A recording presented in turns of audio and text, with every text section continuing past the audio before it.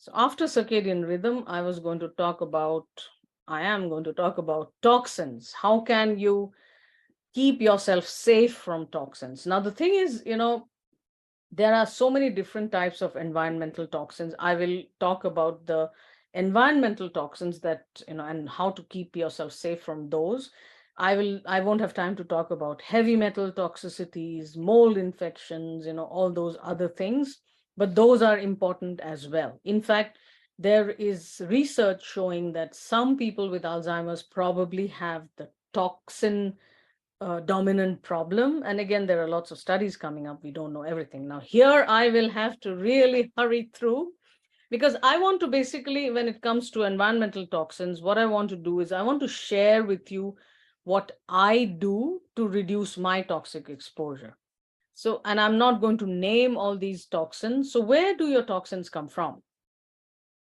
Uh, you can see here on the screen. I'm just going to take my picture away.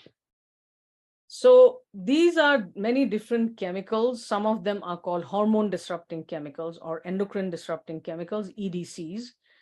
Some are in the pesticides, herbicides, all those things that are used. Some are in the food packaging.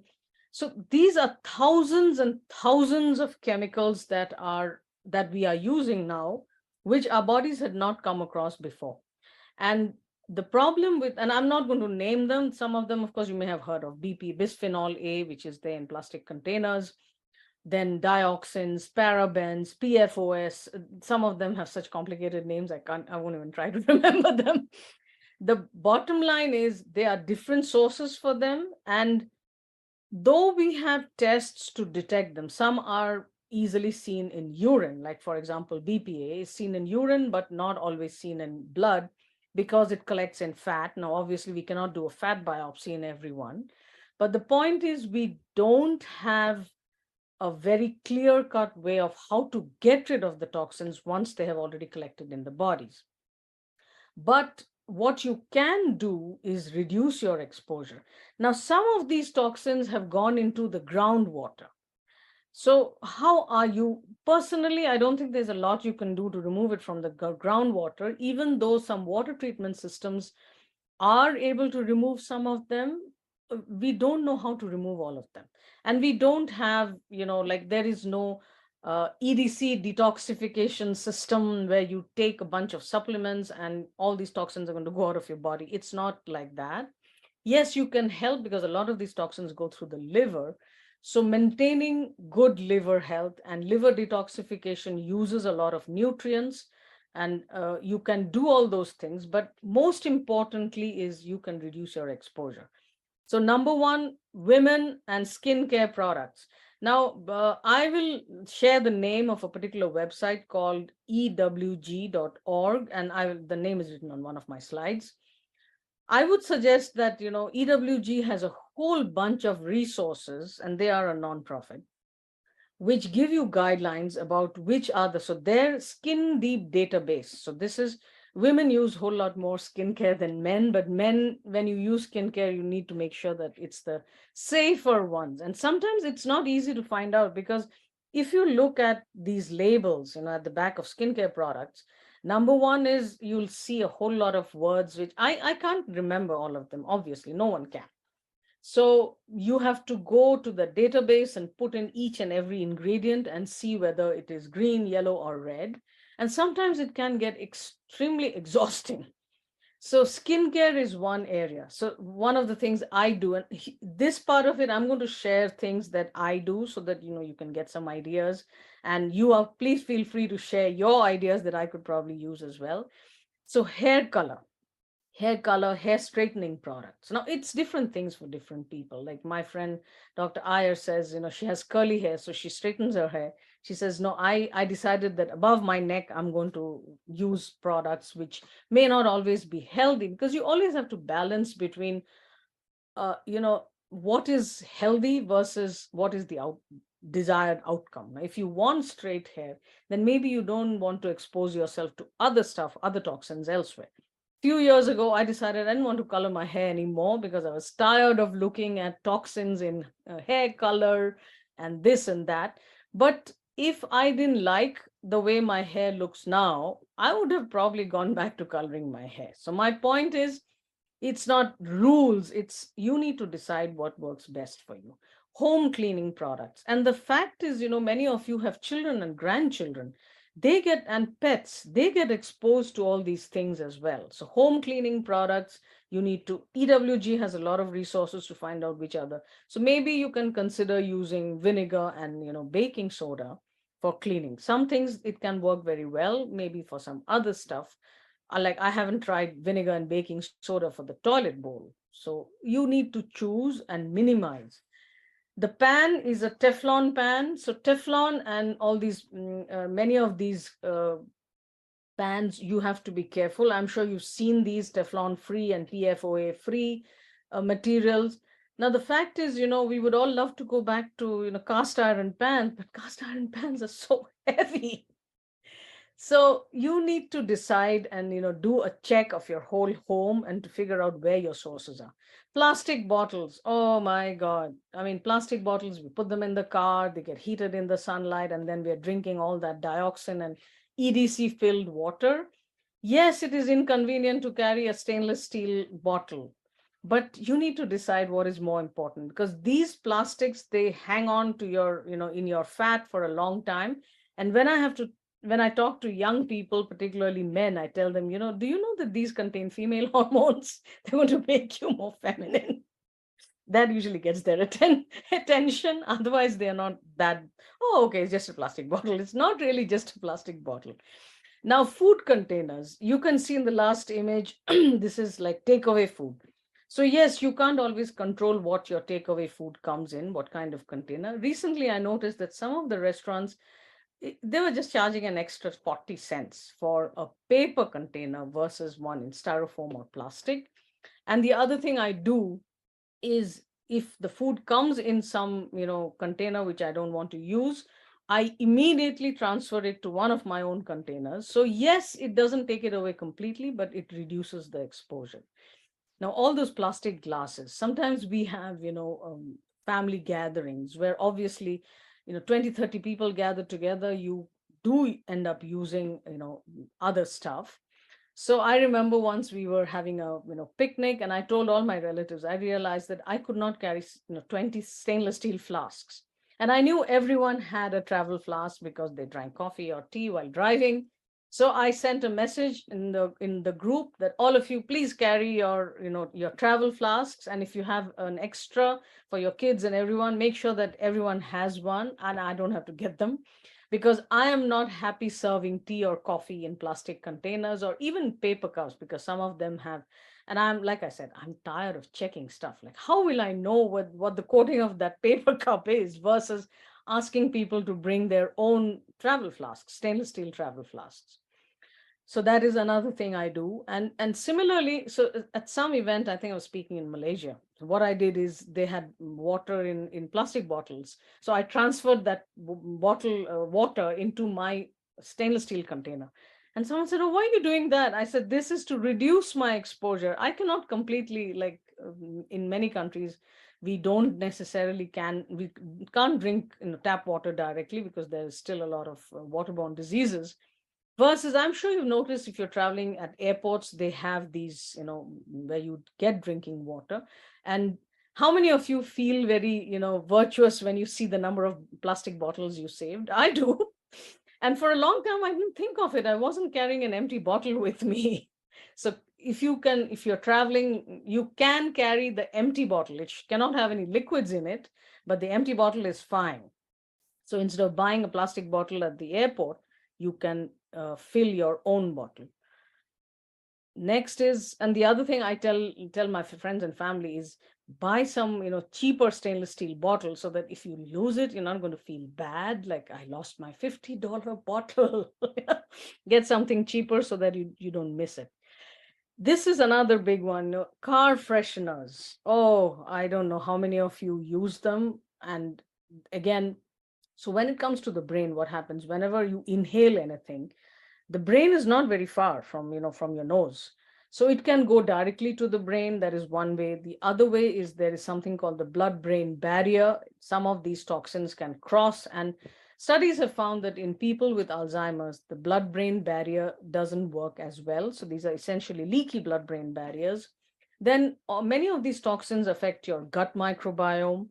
They raise inflammation levels, and some of them, like I said, are hormone disruptors. So they change your hormone levels, thyroid function, insulin levels. They affect metabolism. Some of them are called obesogens. So many of them may not directly affect the brain in the sense that, and it's difficult to do those tests because you cannot keep tapping the brain, to do a spinal tap to know what there are exactly in the brain versus blood and urine, and these are easier to access. So some of them may work directly on the brain, some are indirectly. Now you can see those incense sticks in India. Incense sticks are used extensively. Many of them are like, you can know when you smell them that they are not completely there. You can't make them out of natural stuff, obviously. Maybe in the olden days they did. Nowadays, because of the processing and all that, a lot of, because to make whatever it is stick into those little sticks, it's not easy. It does have to go through certain chemical processes. Temperature is a big one nowadays because of climate change. Many parts of the world temperatures are going up. So studies have shown that if people spend a lot of time in the sun, this is more than 2 hours in the sun, without a hat or an umbrella, their brains do get heated up. So when brains get heated up, and they've done studies in older people, younger people, so military folks in the desert, obviously the desert temperatures are very high. Some of these effects have been kind of immediate, not necessarily dementia down the line, like immediate cognitive activity in for doing certain tests have been affected by the ambient temperature. So that is something very important we need to keep in mind given the climate change and all that is going on. Then all the environmental toxins in the air coming from high particulate matter, and again studies have shown they affect kids and older people and young adults and everyone. So how are you going to reduce your exposure to some of them? Even indoor air actually does have certain toxicants. So whether you should use a air purifier at home, again, make sure the air purifier itself is not contributing to toxins. Children's toys, plastic toys. I think there was a book a few years ago, Killed by a Plastic Duck. So sometimes babies, they put them in their mouth. So these are also not completely safe. Then paints in wooden. So you're thinking, okay, maybe I don't want to give my child or my grandchild these plastic toys, so wooden will be fine. But the wood sometimes has paints, and paints can be toxic too. Can you imagine these till receipts? They have bisphenol A in them, and studies have found that when you touch them, it does get transferred to your skin. So one of the things I do nowadays is, if this particular store has the facility of an email receipt. Now, sometimes for grocery, I don't even always take the receipt because I don't need the receipt very often. But if you do need the receipt, you can ask the store, can you email the receipt to me instead of handing me this, the till receipt, which has BPA. And think of people, cashiers, who are dealing with it for, the whole day. Next is fire retardant chemicals in furniture and clothes and waterproofing material. So many sources of these, and you really have to be very diligent about what you use. So PFAS are, again, it's a very long name. They are considered to be forever chemicals. That means they forever hang around in the atmosphere. They never get degraded, and there is a lot of action. So some of the stuff needs action at a public health level, at the country level. Now, obviously, I don't have the expertise in that, but thing is, if you are someone who has the ability to influence, policy, Europe has recently, I think, and even in California, I think recently they came up with the amount of PFAS that is allowed. The level has gone down. So many different ways. But here I'm just sharing about what I do personally. So I got rid of my plastic food containers many, many years ago. I had to explain it to my mother-in-law. So I was back in India at that time, because she used to put these all the stuff, food in the fridge in plastic containers because they're convenient, cheap, and light. So first I got her glass containers, and then I said, I'm going to throw away these things completely. And fortunately, she did not resist when I explained that, these are the harms of this. This is what it's doing. This is what it's doing to us. This is what it's doing to our son. So her grandchild, she was definitely concerned about that.